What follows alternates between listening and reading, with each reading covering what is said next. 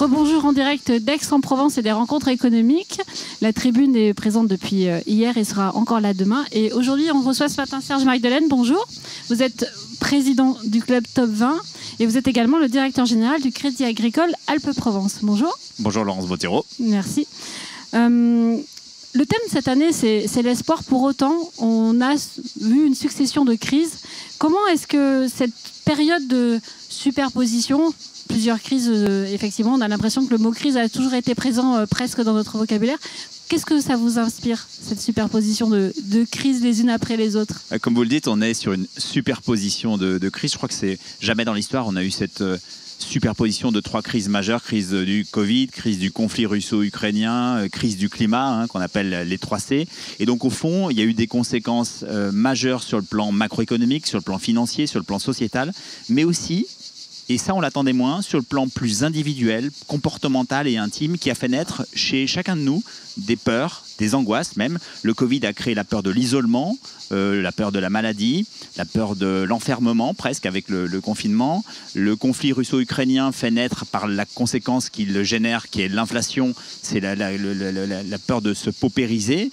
Et puis malheureusement la crise du climat fait naître la peur ultime de l'extinction de la planète. Donc effectivement on a besoin de recréer de l'espoir.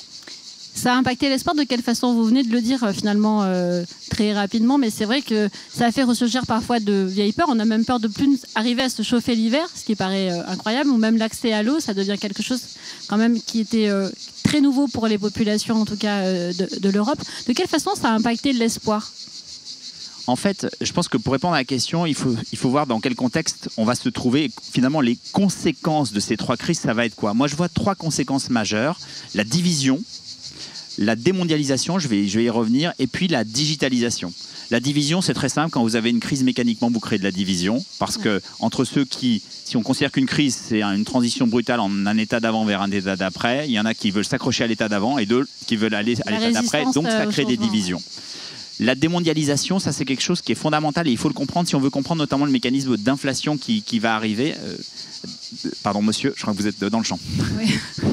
Et donc la démondialisation c'est quoi? Ça fait 60 ans qu'on mondialise, c'est-à-dire qu'on va chercher à produire toujours moins cher en allant le plus loin possible. Le Maghreb, les pays de l'Est, la Chine, l'Inde, l'Asie du Sud-Est. Et aujourd'hui ce mécanisme s'arrête pour trois raisons. Un, parce qu'on ne peut pas faire deux fois le tour de la planète. Deux, parce que pour des raisons environnementales, il devient inique d'aller produire un composant à 20 000 km pour ensuite le rapatrier dans sa zone de consommation. Et enfin, parce qu'on a vu avec le conflit russo-ukrainien que pour des raisons de souveraineté, on peut manquer de ressources stratégiques alimentaires, sanitaires ou militaires. Et donc, on va faire le chemin inverse, la démondialisation. Et ça risque de, si on considère que la mondialisation a permis l'abaissement des coûts structurels, la démondialisation, c'est-à-dire faire rentrer le tube, le dentifrice dans le tube, comme dit Philippe Brassac, le patron du groupe, ça risque de créer une inflation structurelle. Et enfin, le dernier point, c'est la digitalisation. Avec le Covid, tout est devenu digital. La télémédecine a sauvé des vies, le télétravail a sauvé des emplois et Zoom a sauvé des apéros. Et donc, je dis ça sous le ton de la boutade, mais on assiste aujourd'hui à une transition digitale extrêmement forte de la part des entreprises. Peut-être pour revenir sur l'inflation, c'est vrai que c'est le mot qui est, alors pour le coup, rentré dans le vocabulaire de tous les Français. La question, c'est de savoir comment va se comporter l'inflation. On entend beaucoup de choses, pas toujours d'ailleurs très justes économiquement parlant.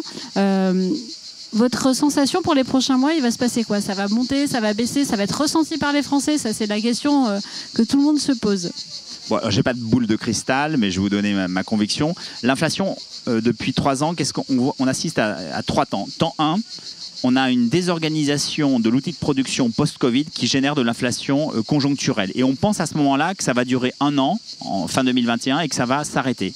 Et là, qu'est-ce qui se passe en 2022? Le début du conflit russo-ukrainien, choc énergétique, le prix du gaz flambe, le prix de l'énergie flambe, et donc le prix des produits manufacturés, là aussi, est en inflation. Donc ça, c'est le temps 2. Et le temps 3, c'est ce que j'expliquais. Si on va vers de la démondialisation, ça veut dire qu'on va probablement recréer des industries dans les zones souveraines, j'espère en Europe, j'espère en France, j'espère dans la métropole. Mais qui dit construction d'usines dit besoin en acier, en verre, en bois, en main-d'œuvre, en technologie, et donc des tensions inflationnistes fortes et malheureusement structurelles. Alors, on reste sur le thème de l'espoir. C'est vrai que On entend le chant des cigales derrière nous.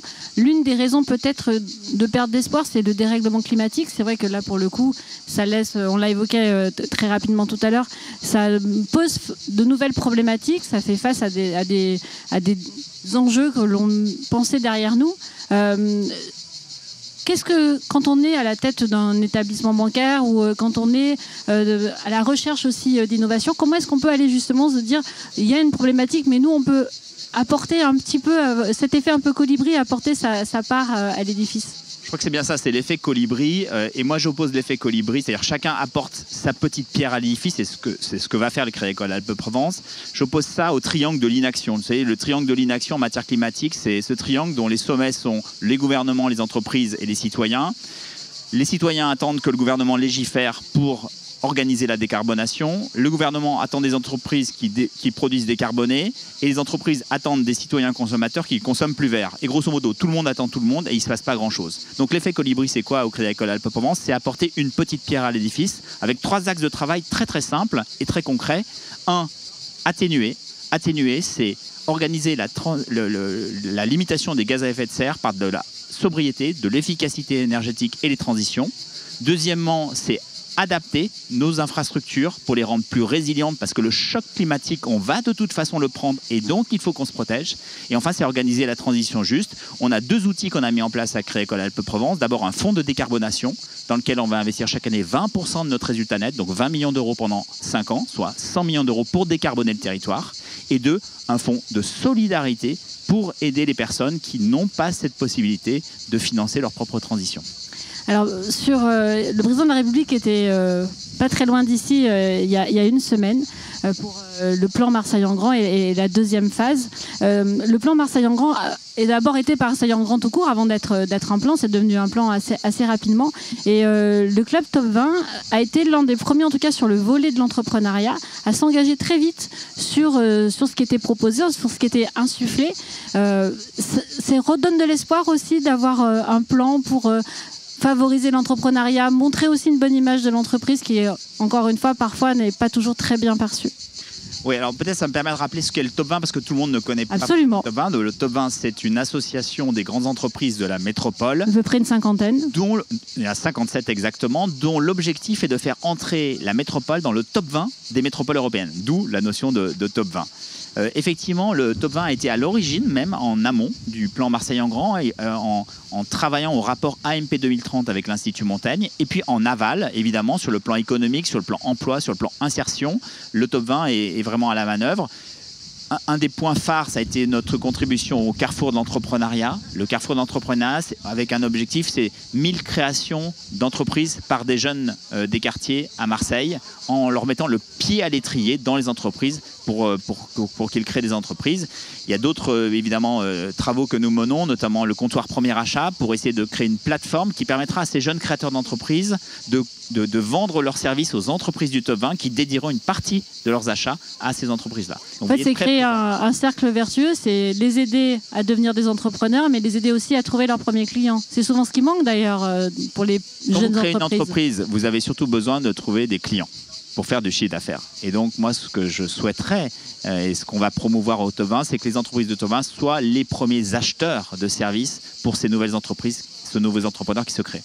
De manière plus globale, quand on est une grande entreprise, et là, en l'occurrence, vous êtes fédérés ensemble, de quelle façon vous pouvez arriver à impulser des orientations stratégiques sur un territoire? Quand vous dites on a envie de faire entrer la métropole Aix-Marseille-Provence dans le Top 20 des métropoles européennes, vous avez un rôle à jouer, encore une fois.